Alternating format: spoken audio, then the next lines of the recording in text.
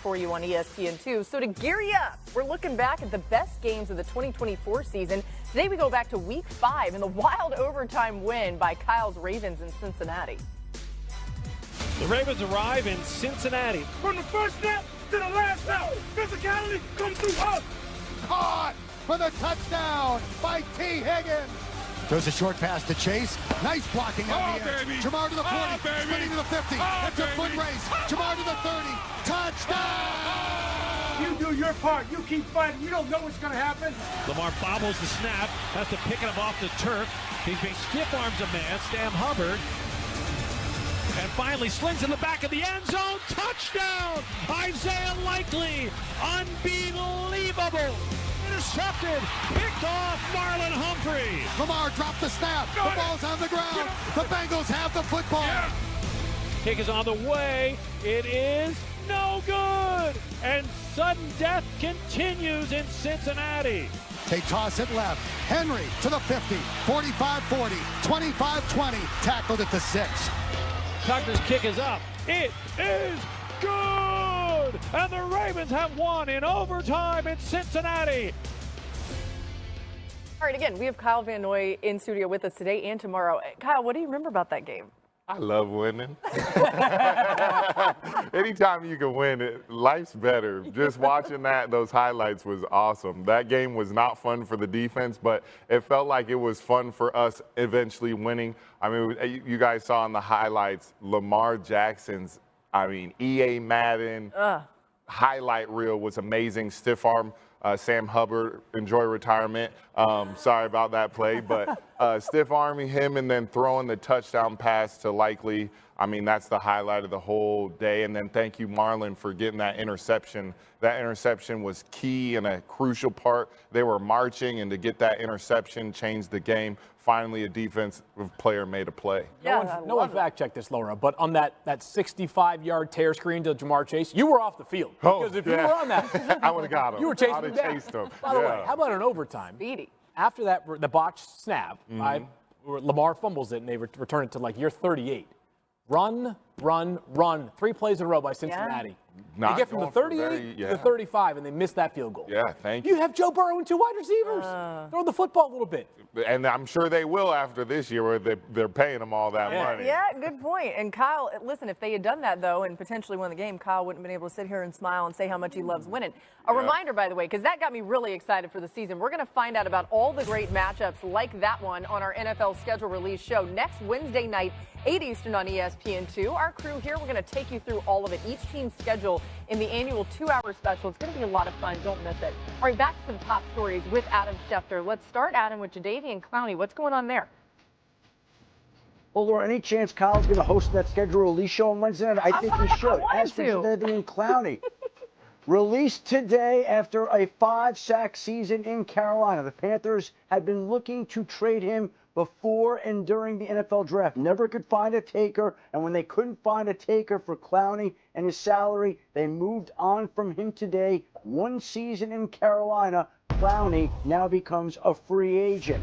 As for some more Panther news, the running back Jonathan Brooks placed on the physically unable to perform list today, which means his 2025 season is over. He's recovering from his second torn ACL in as many years by being placed on PUP today. You now have the full year to try to come back in 2026. And moments ago, the Pittsburgh Steelers announced that the George Pickens trade is final and official. He's passed his physical with the Cowboys. The Cowboys get their new receiver, and now there are some wide receiver questions in Pittsburgh without George Pickens. The Steelers did trade for DK Metcalf, but minus Pickens, they now will have to rely on wide receivers like last year's second-round draft pick Roman Wilson, Calvin Austin, Robert Woods, the free agent acquisition, Scotty Miller. A lot of question marks, but the Steelers feel very comfortable and confident that they have the right group of wide receivers to help make a difference this season against Kyle's Ravens. Yeah,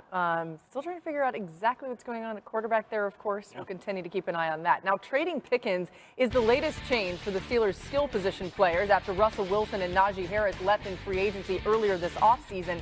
Pittsburgh did sign Mason Rudolph to a 2-year deal. He's currently on top of the QB depth chart, while Jaylen Warren and rookie Caleb Johnson will likely split time at running back.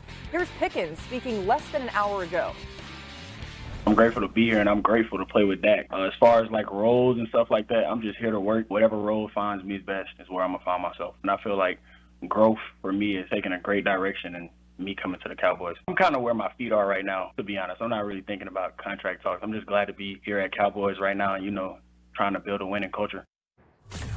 Saying all the right things, Field. Where does Pickens' departure, though, leave this Steelers offense? Kind of feels like DK Metcalf might challenge for the NFL target record this year. I mean, I know that Adam just mentioned how Pittsburgh feels more confident in their other receivers besides DK Metcalf. Maybe the public does. But I think about this, Kyle. As you guys are game planning right now, if the game was being played this Sunday against the Steelers, right now you're saying somebody besides number 14 is going to beat us because nobody else on that offense, in my estimation, stresses and scares a defense throughout the week, other than DK Metcalf. So to me, it makes me nervous. Now, the good thing is that DK Metcalf has shown himself capable of becoming this game-breaking talent.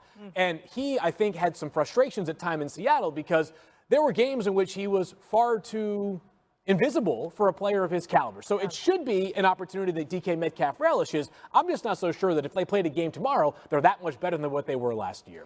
Yeah, my counter to that would be Pat Freiermuth. I don't think he gets enough credit. I do think he's very, very valuable in the middle of the offense. Jaylen Warren, he's a top running back. It'll be nice to see him get a full workload, as well as see Caleb Johnson, that new rookie running back from Iowa. I thought he was one of the best running backs in the draft. So it'll be interesting to see how those guys do. My biggest question mark, what you suggested earlier, was the quarterback situation. That, to me, is the biggest thing.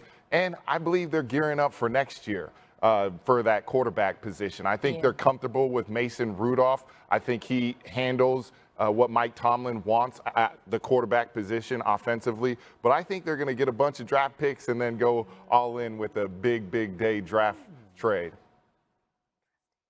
Got my mock ready right now. Before I get to my point, I got a question for Kyle. Kyle, how many yards do you think that the Steelers running backs ran for against you guys in the playoffs? I don't know. I hope 0. 29, which is pretty close to 0, right? 20. I mean, they could not run the ball, and I really think that's a priority. To your point about the backs that they're making, not just with the Pickens trade, but like a lot of the moves that they've made. First of all, Caleb Johnson, great big zone running back, perfect fit, for Arthur Smith's offense. They've invested in the offensive line pretty heavily over the last 2 drafts. Even the receivers that they've brought in. Robert Woods, we know what he's there to do, block. Roman Wilson, who they drafted, he's a good blocker. So I wouldn't be surprised if this offense this year looks a lot more like Arthur Smith's offense in Atlanta. The only problem is he's running into the same problem he ran into Atlanta, which is no quarterback. But I wouldn't be surprised if they're better at running the football. Yeah, earlier we did your list, Kyle, of the toughest quarterbacks that you faced. And you had Aaron Rodgers on the list, but you said something that I thought was really important. You said a younger Aaron Rodgers. And listen, we were all better when we're younger, right? But, well, maybe not you. Because 2024 Pro Bowl. He's gotten better as he's gone along. Do you think Aaron Rodgers has anything left in him to elevate the Steelers offense if he does end up going there? Yeah, I actually do. I think when you bring a talent like Aaron Rodgers, has been his whole career, I believe he still has a lot left in the tank. I think we saw it at times with the New York Jets last year. I also think there are a couple missed field goals away from having a different conversations about Aaron Rodgers. I think he still has an arm to do it. I still think he has the competitive spirit, but it's just that want to at the end of the day. Does he want to continue to go out and do the daily task of what a quarterback has to do to get ready each and every week? I don't know. I hope not, even though if he does, great, let's play football. I love it. I thought you brought up a really good point, though.